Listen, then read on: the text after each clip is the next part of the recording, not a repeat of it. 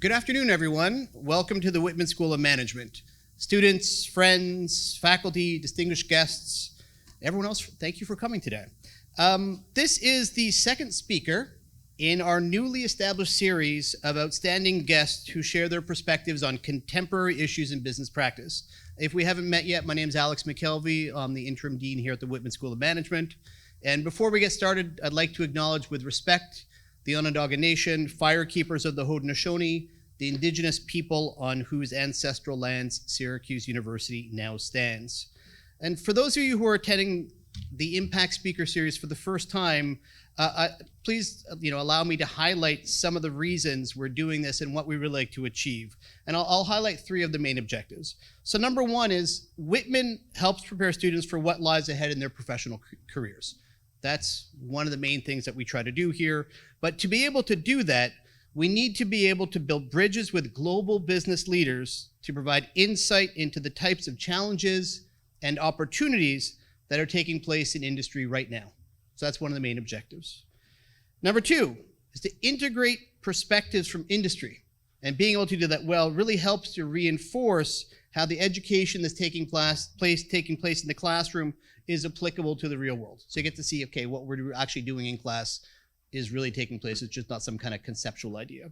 And number three, at the end of the day, a lot of what Whitman School of Management is trying to do is making an impact on the education of our students, to make sure that we have positive role models and to inspire you, predominantly students here today, to help get inspiration to shape the business landscape for the future.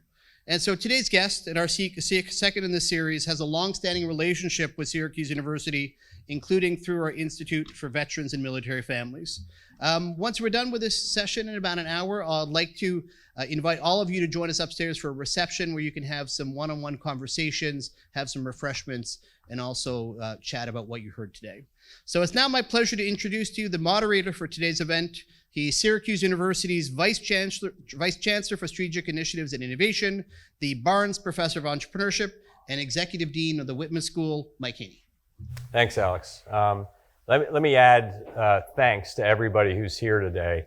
You know, Alex gave some very well thought out and intellectually grounded reasons for why we're doing this. I'm gonna also speak more plainly. You know why else we're doing this, and this is particularly for students? We want to hook you up. The reality is opening doors to opportunity for all of you, the folks that we're bringing in to this speaker series. That's another thing that they bring to the table for our students. We want to see students going and being placed in the industries, in the companies that are represented by the folks that we're bringing in. So, I would encourage you to keep coming to these events. I would encourage you to show up after at the reception upstairs. If for no other reason, then you might notice we've upgraded the quality of food at events at the Whitman School, and there was a lot left over the last time. But again, thanks everybody for coming out. David, thank you so much for being here. You and I have known each other for a really long time now. Yeah. So I appreciate you accepting the opportunity. And maybe. And what we're going to do for those new to this is I'm going to ask David some questions for a little bit, and we're going to have a conversation. But then we're going to toss it to all of you to ask questions of David. So begin thinking about maybe what some of those questions could be when the time comes. But you've had a pretty remarkable career journey.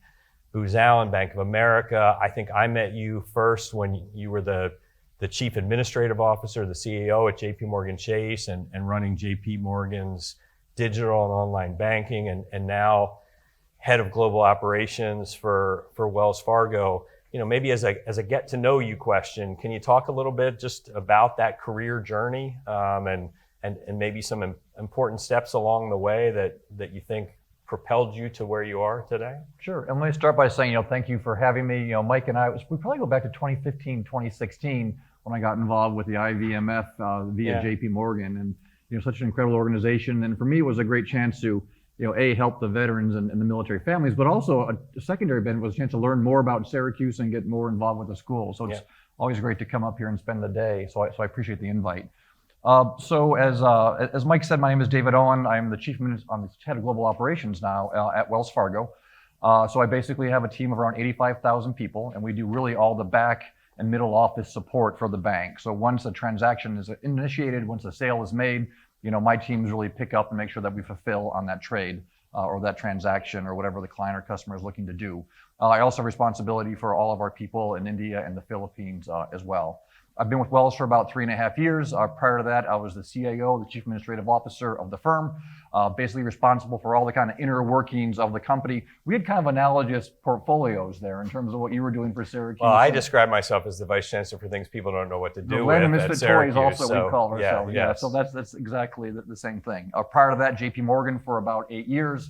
I was the Chief Financial Officer for about half the bank, all the consumer businesses. I was the CAO, doing the kind of the broad same thing, and I ran digital for all of our wholesale businesses.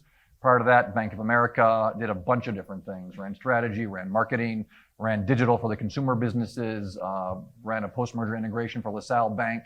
So I really moved through a number of business and functional roles. And finally, before that, I was a management consultant, a firm called Booz Allen Hamilton. I was a principal of a financial institutions group, dealing with investment banks, payment companies. I'd spend half of a year domestically and half of a year somewhere in Europe or Asia. On a personal note, I was born in the U.S. I grew up in North Africa and in West Germany. I went to University of Michigan. My rich Uncle Sam paid for college there, so I got to spend some time in the military as well. I'm married. I've got 2 boys. We're new empty nesters, trying to figure that out. 2 dogs, Caramel and Popcorn. Just 1 wife, Susan. She's back home. But that's a little bit about me. So, you mentioned that you did your undergrad at Michigan. Congrats, by the way, on the big year, national championship. Yeah, very excited about that. But you studied political science, and then at some point you decided to go out and get an MBA. And clearly there was a career. There was a moment where you decided that you were going to maybe pivot your professional focus a little bit. Can you talk about what brought you to this work? Sure. So growing up, I wanted to be a foreign service officer. I was in North Africa, like I said, for a couple of years. I was in Germany. We were on embassies. We were around diplomats. So I really wanted to be a foreign service officer. Georgetown didn't take me. Still bitter about that. So I applied. We don't like them either. No one likes them. Yeah. So didn't get into Georgetown. Went in a different route. I still obviously had a passion for political science, economics, those kind of foreign affairs, and I thought that was a kind of a logical and natural thing to study. But the benefit of, I would say, a liberal arts education is you can try and see multiple things. So as part of my coursework in Michigan, I took a class, the economics of mineral resources, and the whole class was about how do you identify, how do you find, how do you mine, how do you export, how do you contract around various mineral resources, petroleum products, precious stones, precious minerals, you name it. And that really kind of got into my head, and I still think about that class to this day in terms of business, and kind of drove that increasing interest in business, and that kind of led naturally to the MBA and then into the banking world. But it's kind of those funny things in life where could have taken that class, could have taken the theater class, but who knows where I would have gone in that case. Sticking with the theme of education for a second, there's a pretty large cross section of Americans that are today, they're calling into question the value of higher education. You have the rise of credentials and certification sort of as a new currency of the labor market. Higher education is expensive, but you hire a lot of people, 80 some odd thousand folks in your portfolio. Can you talk specifically about the value of business education in the context of the work that you do? Absolutely. So I think one of the critical elements of a kind of a successful tenured career is that sense of intellectual curiosity and that kind of always learning mentality. I mean, I've been working probably close to 30 years. You're probably 20, I'm there too. Like that. Yeah. And I think one of the things that differentiates people who kind of go forward in their careers is that sense of intellectual curiosity and that desire to always learn. And things are changing so fast in the world today. If you're not always reading, you're not always consuming, you're not always learning, you are going to be left behind. And that's kind of the simple reality. For me, coming into a higher education, you get a handful of things out of that, right? I mean, the first thing I see is really that sense of organization and that sense of kind of working under some level of pressure or stress. Everyone's smart. Everyone's been picked for a reason. They've been curated for that school. So the differentiator there is the folks who get organized and have that kind of grit and that drive and then move forward. Two, you learn how to work in teams. You work with folks who you don't necessarily know with different backgrounds to go get things done. And you learn how to work as a group and to get things done, together. Three, maybe most importantly, you learn how to learn. You learn how to research. You learn how to analyze. You learn how to pick up and package your findings and communicate them in a cogent manner to a different group. But then finally, there's that kind of bucket of functional information as well. And that's where I think the business degree on top of a LS&A or a generalist education really starts to help, because you got to know stuff. And there's a lot of functional knowledge that you come picking up either an undergraduate or a graduate degree in the business area, whether it's accounting, whether it's finance, whether it's law, whether it's the tenets of marketing or advertising. I think that's where coming to a program like this, you start to develop that functional depth of knowledge. And early in your career, that's really important because we're hiring you for a lot of that knowledge. Now, you can come in from a different degree background and learn. I was a political science major, but I did choose to supplement that with an MBA. And when I see people coming into the workforce, people who have that business background, they're going to hit the ground a little faster. They're going to know the core theories and concepts. And when you build on top of that with the other organizational skills, the packaging skills, the kind of team working skills, I think it all comes together. The final part I would say is really that exposure to different ideas and people and thought processes.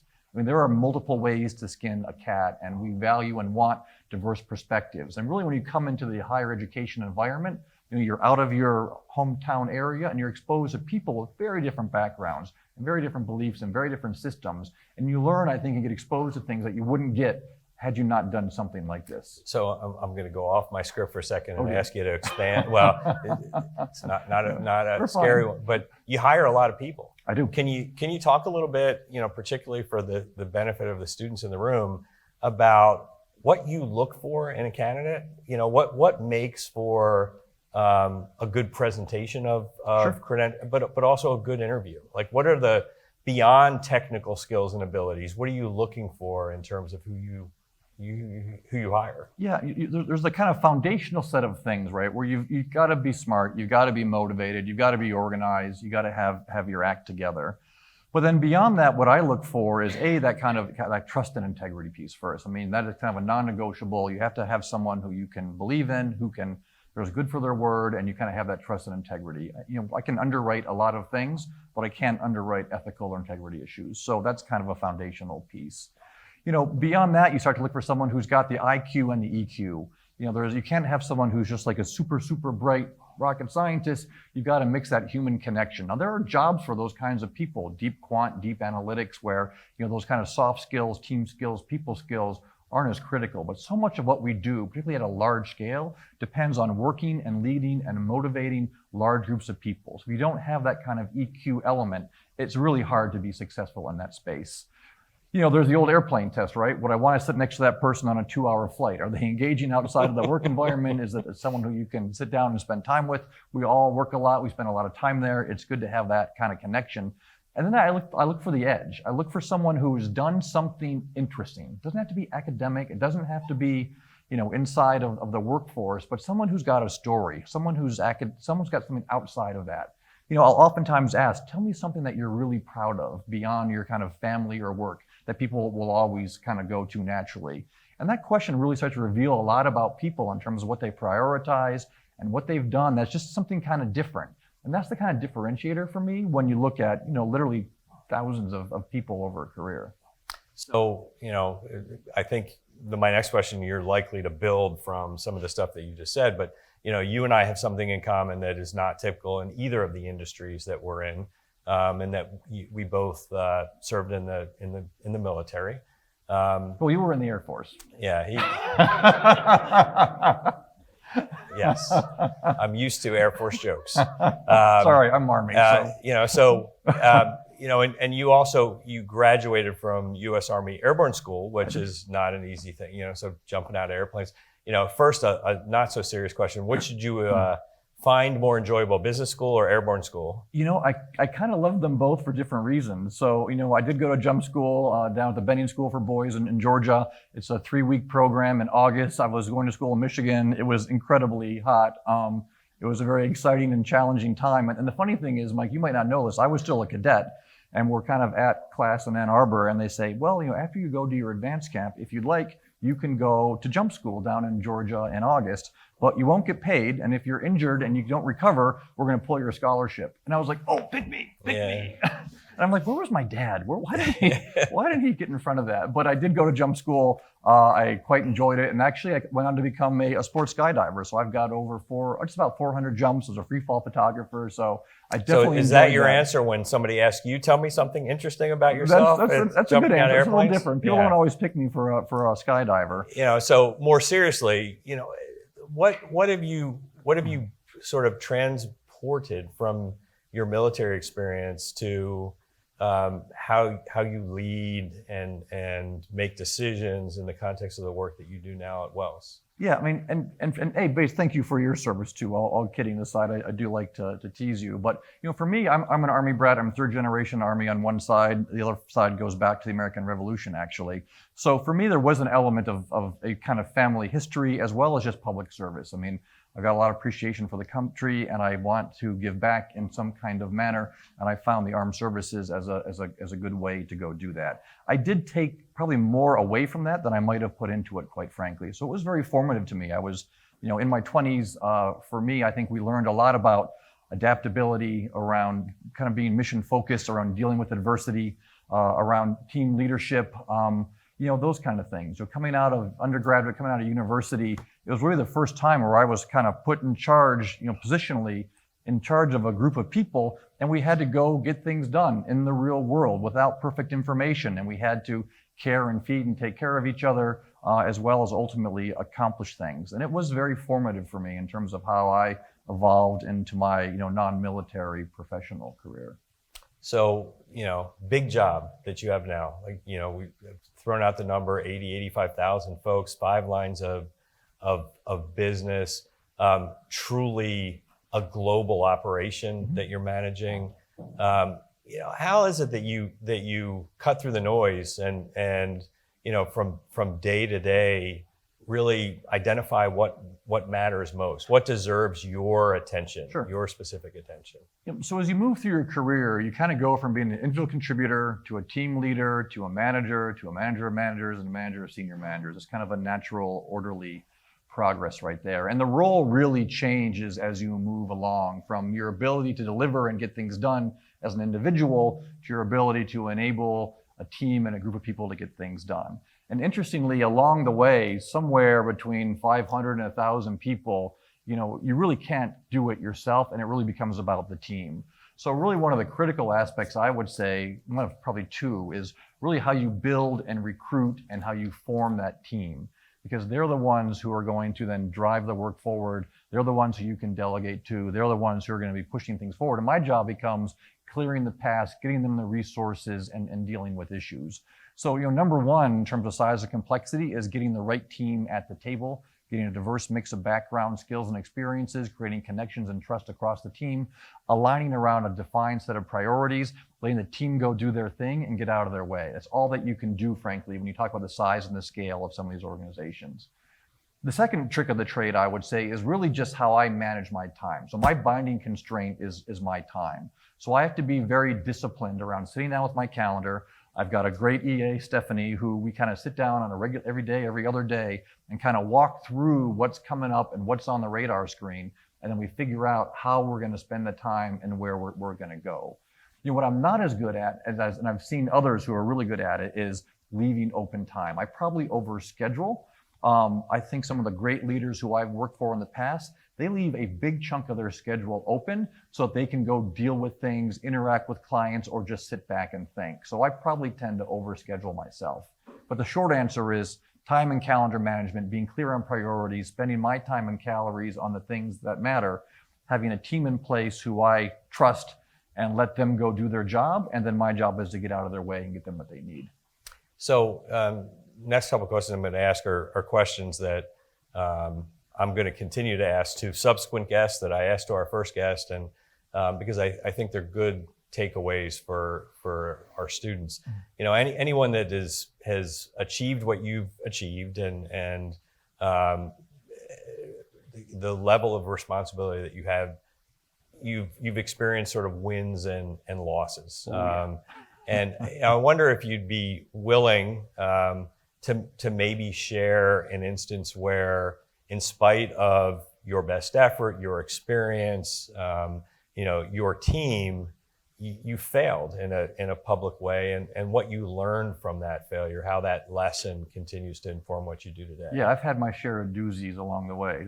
That's for sure. And when someone asks that kind of question, I always think about that Mike Tyson quote: "Everyone's got a strategy until they get punched in the face." And the reality is that over a career, you're going to get punched in the face, and the organization knows you've been punched in the face, and you got to realize that all eyes are on you to see how you react and you respond. And that idea of resilience and that idea of grit, frankly, I think is a key success factors for leaders, because careers play out over decades.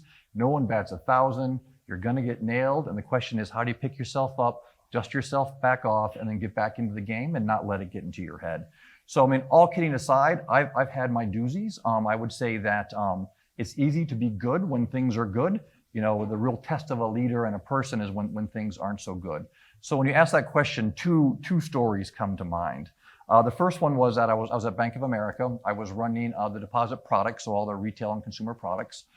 We had built a product called SafeSend. So the whole idea was that we allowed for $0 transmission, cross-border transmission of money to Mexico and other places if you had a Bank of America deposit account. So the whole concept here was predicated on opening new checking accounts, getting new relationships that came along with this cross-border money transmission capability. We spent a lot of time developing it. We burned a lot of very precious technology capacity to go put this thing together. We put a big marketing campaign together. We had advertising, we had TV, radio, print. We had trained all the salespeople on the product, and this was a big deal. So the product was developed, it was finished like on one day, and then we were going to launch it the next day. So we launched the product, we finished the development, we launched the product without a test period, I might add, across the market. We turn the advertising on and we launch into a SEV1 error. So basically the system would not allow you to open a new checking account concurrently with the SafeSend product. So the whole idea was that you would open a new checking account with the SafeSend product. The technology was such that it was not allowing that to happen. So, job number one there was to pivot, and we had to fall out of that. Oh, trust me, there were tears. But Mike, seriously, the first thing was to fix the problem. So we didn't focus on the blame. We didn't focus on the finger pointing. We had to be very fact-based around, we had a problem.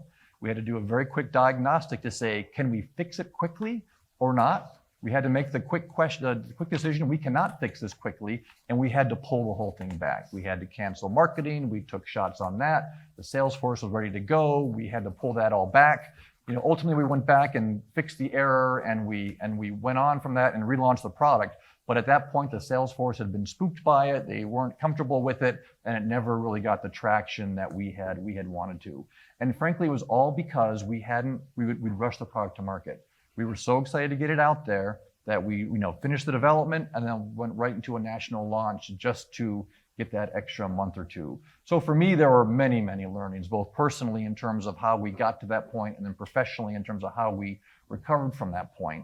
And the good news for me is that the organization let me learn and go on. So we made some bad decisions along the way. They were informed decisions, but ultimately bad decisions. We corrected it as best as we could. But there are lessons to this day that I take away in terms of not rushing to failure, taking a hot minute to catch a breath, investing in test environments in your company, having an exit path, all those kind of things that you kind of learn by going through the ringer. You said there were two stories. Oh, the other one's a good one too. So I was early in my career. I was at Booz Allen Hamilton. I was an associate. I was on a fast track to promotion. So in consulting, there's kind of a very structured progression path. And you're promoted every 3 years, basically, but if you're lucky and good, you can get promoted early. And I was on that path for an early promotion. In the consulting land, you have a third-party appraiser, someone you don't know, who comes in and does an assessment of you. And they talk to your team, they talk to your boss, they talk to your clients, they develop a package, and it goes into an appraisal committee. So I went into that feeling good. I had clients, I was running teams, I was selling work, things were all looking and feeling very good. And when the appraisal committee came out, the message was that I was not getting promoted. That I had gotten feedback around how I managed my teams. I was too direct with them. I was micromanaging. I was hogging the client interaction time. And I looked at the feedback and I'm like, that's not a guy I want to work with, and that's not a guy I want to be. And I really had to kind of step back, and I had a weekend literally to kind of it was a terrible weekend. I had to kind of think things through, get my head back in the game, get a plan going forward, and I had to adjust. And I had to walk back into that team room on Monday morning knowing that these were the folks who weren't happy with me, and kind of apologize for what I was doing, ask them how I could do better, and really change how I managed and operated teams. And I went on to become a people partner at Booz Allen. I was on the appraisal committee, and I learned and I developed from it. And it was a humbling lesson, and it was a really good lesson to get very early in my career. Because if I had done that further down the road, that would be a hard point to recover from. I was early, and I was able to make adjustments. And again, the firm gave me the latitude to go adjust and pivot and learn. And things worked out, not how I thought they were going to, but things worked out. And that kind of goes back to that point around resilience and taking the punch. So I asked the questions first about the failures, so that I can ask you the question about the win. Sure. If you also look back, is there a win or two that you've had that you're really proud of professionally in terms of your leadership and your work on behalf of any of your former employers? Sure. I mean, there's certainly, looking back, there's kind of multiple points of things that I'm very proud about. I mean, the work around buying LaSalle Bank and integrating LaSalle Bank into the Bank of America franchise. Some of the expense work I was doing at JP Morgan was very fundamental to the company. We launched a fabulous product called Keep the Change. We won an Ogilvy Award for the marketing campaign. So there's lots of neat things along the way there that I look back at. But frankly, the learnings personally and professionally from those really do pale in comparison from the learnings and the growth you get out of the dingers at the end of the day. In terms of roles that I think were accretive for me, when I became the chief financial officer of the consumer businesses at JP Morgan, for me, that was probably a pivotal point for me as well, where I really kind of stepped into that next level of executive responsibilities, where I really learned how to follow the money, how I learned how to talk to investors, how to talk to the board, how to talk to shareholders. I learned how to run a large at-scale business. And that was probably one that was also kind of, as I look back at my time, kind of a pivotal inflection point for me. Off script again.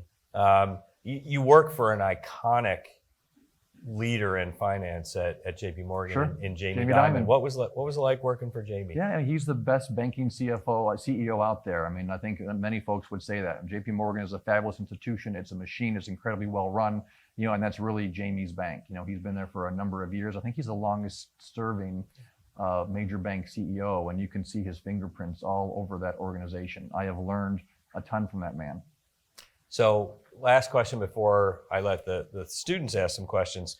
So at one point you were sitting in a lecture hall like this at 20, 21, 22 years old.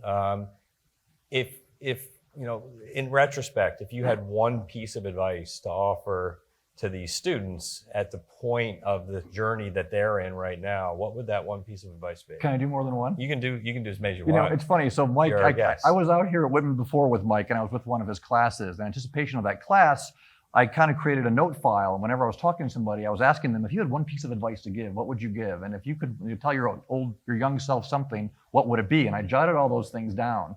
And I showed to my kids. I'm like, you guys should pay attention to this. But it was a great list. But a couple of things that come to mind immediately. One is the kind of integrity and ethics point that I spoke about before. You're only as good as your name. Reputations can be ruined in a moment. I personally like the New York Times test. If what you're doing, if you're not comfortable putting what you're saying or doing on the cover of the New York Times, you really shouldn't do it. If you're not sure, you probably shouldn't do it. And that's kind of a no-brainer, kind of practical piece of advice. That kind of take risks early in your career, try new things. You've got a lot of time to go check in new areas and check businesses and check countries and do an international assignment. It's a great point in your careers to go do that. So don't be so concerned. Things will work themselves out. Take those career risks. That's another one. Thirdly, I would say that just go the extra mile. I mean, prepare. When you're given an assignment, do the assignment and then find some way to take it to the next level. Just put a little something extra on that. That will get noticed each and every time. On a more practical level, I would say the day you start your job, if they have a company match 401k, max out the match if you can. Don't touch those dollars. Don't look at it, because when you go to retire, you're gonna have $1 million in there. So that is just good financial discipline. And the last practical advice, perhaps most appropriate for a college campus, is company office parties.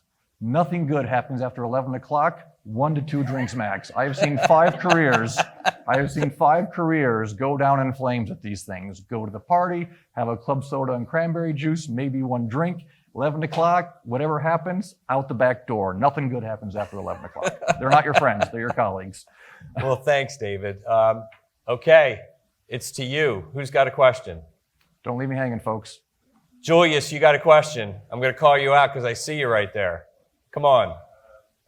Yes, so I didn't prepare a question, but maybe similar to now, when you're like starting a career and like you're looking at different jobs, you don't really understand like which jobs are out there, what you want to be doing. How would you like navigate the landscape and find out what you're good at or for which positions to apply maybe? Yeah, that's a great question. You've got incredible resources first through your Syracuse alumni network. I mean, the Syracuse alumni network, they are everywhere, they are proud, and they will take your call and they will help talk to you. So one, I would say, if you're not sure about things or you want to get a sense of what the job is or what it's about, I would first look to that Syracuse network, whether it's classmates, alumni, people online that you can find. I think those are all great ways to go get kind of inside information or perspective or scoop on a role. I mean, obviously there's the Glassdoor sites and places like that. Those are a little more random, but you can go read and see what people are saying about the company and what they like about it and what they don't like about it, and you can kind of follow your nose. But you nailed it on the head. You don't know what you don't know. And I was talking to Mike on the way over here and about, you're studying, you're in an academic environment, you do an internship or two between, on the way, and then you kind of got to make a choice and land someplace. But again, to the kind of earlier point, it's going to be okay. Find a place that looks interesting, people you can connect with, a job or a mission that you can relate to. Get in there and give it a try. You don't want to job hop every 6 months or every 12 months, but the only way you can only do so much prep, and you kind of got to get in the game, throw some elbows, see what happens, and then make some decisions from there. Okay, who's next? Here we go, over there.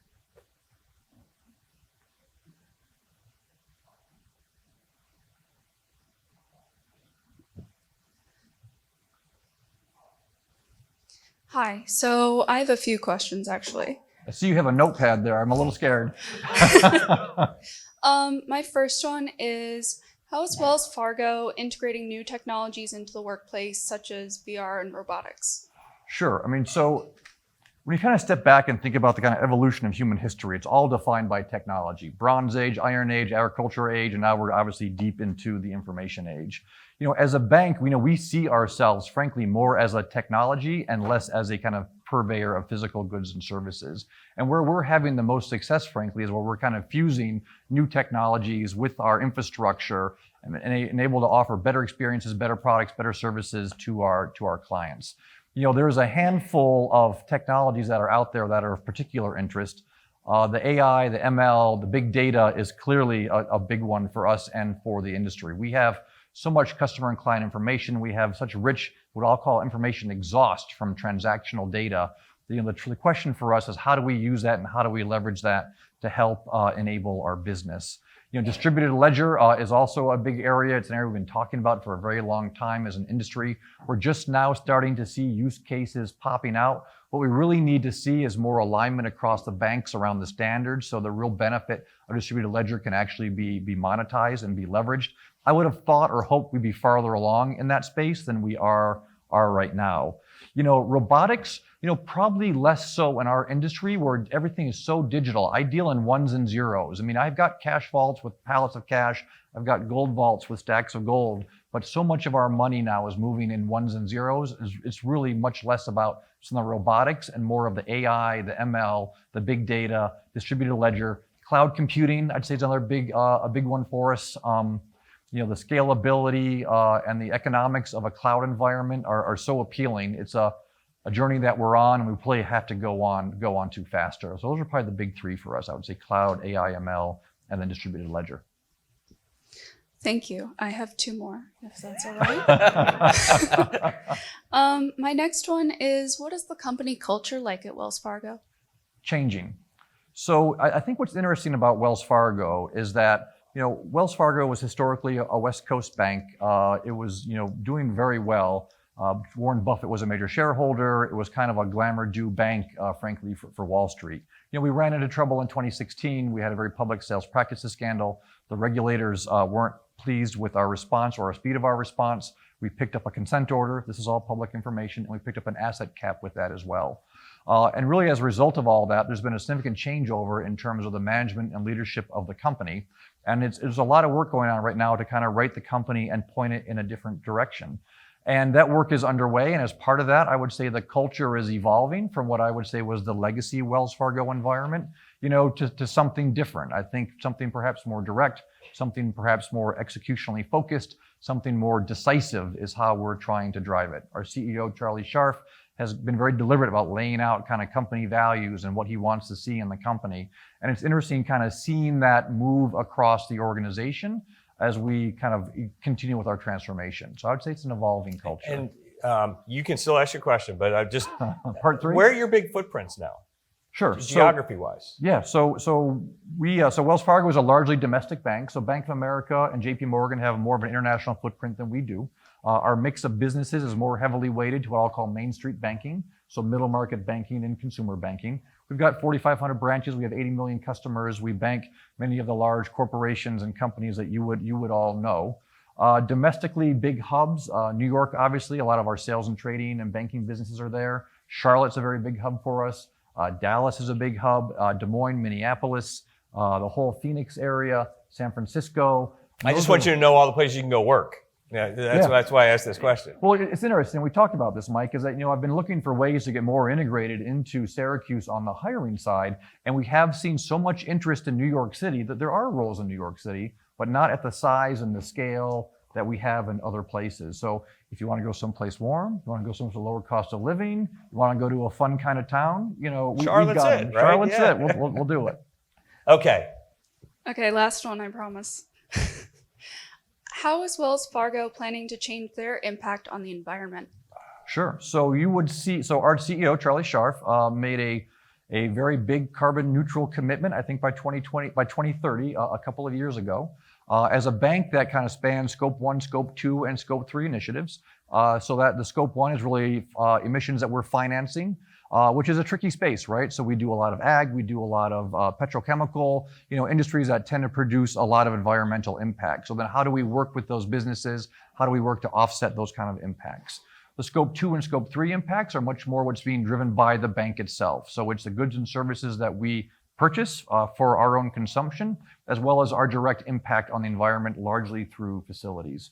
So, Wells Fargo has actually been very focused on this probably before it became the big topic that it is. So on the Scope 1 side, we've got a very active ESG group that is doing all the things you would look for them to do. And then on the Scope 2 and Scope 3 side, between our procurement organization and our real estate organization, a broad array of initiatives from buying our energy from hydro, from solar, from wind, from working with our suppliers in terms of what they're doing to bring their impact down, to just very simple stuff. LED lighting is a huge money saver for us. At our branches, 4,300 branches, using kind of local plantings, low water usage plantings, we're able to take millions of gallons of water out of the system. So it's a really comprehensive portfolio of work on the Scope 2, Scope 3, and the Scope 1 activities. So we have a commitment out there for 2030, and right now we are pretty much on goal. Thank you. Sure. Hi, how are you? So you mentioned earlier you have a tendency to overschedule. I do. Do you think that's a side effect of military service, or? That might just be an anal me thing. I don't know. I mean, so for me right now, I'm doing two jobs. So I have my old job as a CAO, and I have my current job as the head of global operations. My replacement is coming to us in about a month, so I'll be very excited to see him. So part of it is just me having to keep up with a lot of kind of daily operational stuff that's on my plate. I wouldn't say the military encourages overscheduling. Would you? I don't. Overachieving. That's a good but one. Maybe not That's a good one. overscheduling. Yeah. And just when as someone who often feels as though they have 900,000 things to do, what do you do when you feel like that?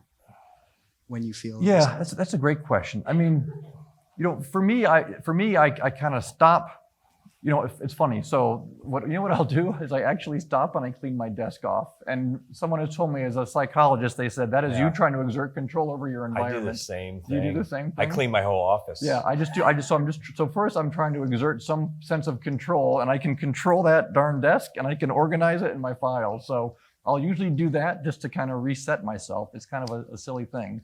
And then I usually go back to what my priorities are. And I kind of bump my priorities up against my calendar, and I start to take things off. And then I go back and I look at my leaders and I start to basically delegate.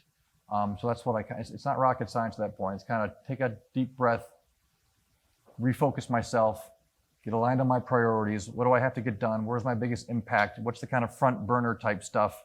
And I start shedding the other stuff. And you know what I find out when I do that is that the team picks it up and it moves on. And it's probably more me than it is me needing to be involved in those different topics. Great question. You're a desk cleaner as well. That's funny. Yeah. Oh, I do. I mean, in a way that's marginally dysfunctional. Yeah. So. How much of an emphasis did you put on company culture when you moved during your career, and how important do you think it is? I think it's vital. So I come from a highly regulated industry, banking. So when you look at and when you look across the banking industry, there's significant differences in outcomes and performance across the banks. So if you say that we all operate in similar markets and businesses, if you say we all operate in the same regulatory framework, what ultimately differentiates a bank is going to be the leadership and the culture. So when we kind of spend our time, it's really on how do we identify and develop those leaders, the next generation of leaders, and are we being deliberate about our culture and what we want the culture to be, and are we steering the organization in that direction? And for me, in my global operations role, we literally just last week pulled together the team. So we moved 40,000 people from across the organization into the centralized operations function. And the leadership team and I are super excited because it's really a unique opportunity kind of to redefine what we want to be and how we want to be. So you say, like, what's culture? At the simplest level, culture is what you do when nobody's looking.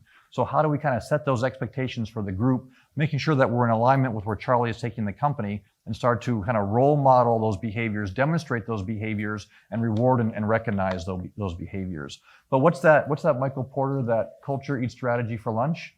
That is absolutely true. And if you go into an organization, if you come into an organization where you don't trust the culture, that's a place that you consider leaving pretty quickly. And what you had a good one earlier in a much rather rein in when we were I'm blowing it. The enthusiasm, when we were talking to Maureen upstairs, I wrote it down. But the idea that you'd much rather hire and cultivate someone who maybe is a little rough around the edges, but is all in, versus the daily fight of trying to convince someone to get on going. board. Yeah. So that's basically we were talking about. So at one point in my career, Bank of America had bought LaSalle Bank, a very distinct kind of Midwestern bank, a super regional bank, kind of distinct and defined culture. And when you do a merger like this, you're basically folding that organization into yours and making sure that they kind of fit in. And at some point in any one of these kind of transactions, there's a get on the bus or get off the bus. And frankly, you're better off having that kind of very frank conversation to say, this is where we're going. This is how we're going to do it. We'd love to have you with us. But if you can't get yourself there, it's probably better for everybody if you kind of get off the bus and make that decision. And we're much better off having that conversation frankly and up front than kind of dragging it out in a slow and painful way. And you can be respectful and you can be direct and you can give people the time to sort out what they have to, but those things don't linger well. Hi, I have a question. First of all, there you are. thank you for being here today. My name is Caitlin, and it's a little bit of an abstract question. You might necessarily know the answer, but how do you think the workspace is going to change for the incoming generations with the integration of AI? Sure, thanks, Caitlin. So That's a great question. So over my career, at multiple points in time, I've had responsibility for real estate, and real estate is a big expense for a company. So if you look in our, again, public records, we spend about $3 billion plus a year on our workplace.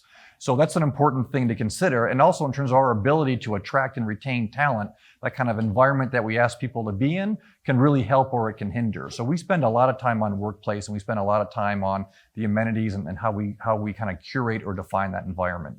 For us right now, we're trying to bring people into kind of more strategic hubs. We have 230,000 people in the organization, 45,000 offshore, the rest are in the US. And we've identified a series of markets where we want to bring people in.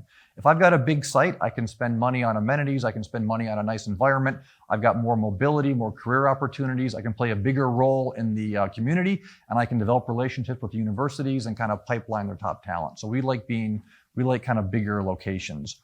We've got teams of designers and people thinking about how do we curate that work experience and how do we create kind of a flexible environment that people want to work in and can accommodate a more dynamic method of working, as well as the kind of hybrid work structure that we've all evolved into over the pandemic. And then the question then is, how do you enable that with technology to make that work for people? I think what we're seeing, particularly with our newer employees, is it's a much more fluid concept of the work environment and much more comfort, walking around with a laptop or a tablet or a device and kind of working at any other place. We see a lot of kind of, I'd say, organic formation of groups and teams. So how do we enable that kind of space for them to sit down, kind of create an ad hoc group, be kind of flexible, be kind of agile, and then go back and do their work. We do a lot of video, frankly. We're a global company. We have people all around the world, all around the country. So how do we use video, and how do we increasingly use the digital tools to encourage and invite collaboration? In a post-pandemic environment, that's still an area that I think we're still trying to crack, is how do we use something like Teams or some of the other tools to enable the collaboration. The AI technology is fascinating. I'll tell you a funny story. I've got two boys, one's a senior in college, one's a freshman in college. I was sitting next to the younger guy, and he was gonna write a note to his advisor down at SMU. This is before he had started. And I'm like, go write a note to Mrs. blah, blah, blah, and let me take a look at it. And like 2 seconds later, he says, okay, here it is. And I read it, I'm like, that's pretty good. Yeah, send it. I'm like, how'd you do it so fast? He's like, ChatGPT, old man. And I'm like, there we go. And frankly, that was kind of a wake-up call for me in terms old man? of, Was the old man? Of course it was. No, yeah. These are brutal kids. So it was really a wake-up call for me in terms of, obviously AI had been on the radar screen, but just how fluidly they're working it into how he operates and transacts. And my wife, she was an investment banker, Lehman Brothers, JP Morgan. She's gone back to school to get a degree in mental health counseling. It's been fascinating seeing her interact with the boys as they're showing her more contemporary tools and study methodologies versus what we did with the blue books and the notebooks and the pages of notes. So physical workspace, I feel like we've got our arms around. Enabling technology, I think we're doing okay on. How the AI, ML kind of plays into our world, big AI, small AI, I think we still have a lot to learn in that space. And people like Google, Microsoft, Amazon, are putting a lot of interesting tools, and we've got to figure out how to better integrate those into our environment. You're going back there. Hi, I just had one question. I've heard that to be at C-suite level, someone is taking risk at you. And what is the one thing or one moment in your life you think that someone took risk at with you? And the other thing is, what skill set do you think that took you to that level? So where did someone take a bet on me is what you're asking, Yes. basically? Yeah. Oh gosh, so when you look at a career, there's a combination of just kind of good luck, right? Good clients, good bosses, right time, right place. There's a combination, there's an element of just kind of perseverance and being in the grind, and there's an element of hard work. That's the kind of equation. And I wouldn't underestimate in that equation the kind of role and importance of a mentor. They used to say, there's what was that saying, that in a bacon and egg breakfast, I'm gonna get this wrong, the pig's committed and the chicken's involved, right? You want people who are committed. You want to have managers and bosses who are committed, not those who are involved. And along the way, I've been fortunate to have a number of bosses who kind of called me up one day and said, we want you to go do this. I'm kind of like, you want me to go do what? And they're like, yeah, I want you to go do this. And they've taken that bet on me. And it's paid off, and I've learned and I've developed professionally. But that's where I would say having those mentors in your career is really, really important. And then you've got to pay it forward. And, oftentimes I'll think about Gordon or Marianne or Mike and the opportunities they presented to me when I'm looking at somebody and saying, okay, how can we give someone that stretch assignment? How can we open that door for them? How can we let them kind of go take that next step in their career? Can I follow up on that question? Yeah, sure. How do you maintain over a career those relationships such that they're not so transactional? Yeah. That's a great question. So it's funny. So you'll walk by Starbucks and you'll always see the same people out there doing the chai latte networking thing. I don't know when they work. I don't know how they work, but you see the permanent networkers. And for those folks who are kind of naturally wired that way, that's great. They are kind of natural connectors, and there's probably some in the room, and you probably know some here, and they just kind of do it instinctively. I'm not wired that way, and I've had to be more deliberate about it. I think the first thing is to be deliberate about finding a way to develop and maintain a network that works for you, and you can't be transactional. So I'll get these calls out of the blue. Hey, Dave, how you doing? It's been somebody that you haven't seen. Yeah. I'm like, I get those from students, by the way. And I'm like, what do you want, right? So then it kind of becomes a matter of kind of narrowing that field down to the kind of key people who you've connected with, who you have a natural relationship or rapport, and remembering that it's kind of a bilateral relationship. So if I see an interesting article, I'll zap that to somebody. If I did something neat, I'll shoot them a note. If I see something funny, I'll shoot them that. Having a big roster on LinkedIn, that is not a network. That is a Rolodex. So what you've got to do is find a networking style that is organic and natural for you, because then you can maintain it. And you got to remember it's a bilateral relationship. So there are people who, once or twice a year, my old boss, Gordon Smith, brilliant guy, retired from JP Morgan. He's down in Florida. I was on vacation at Christmas time, had some cool pictures, sent it to him just to check in. And that's just keeping that relationship alive. I'm not looking for anything. He's not looking for anything. But, that's the one I know I can reach out and go find. So you got to narrow it down. You got to find something that's organic to you, and you got to be disciplined about it. Time for one more. Is there one more out there? Right there.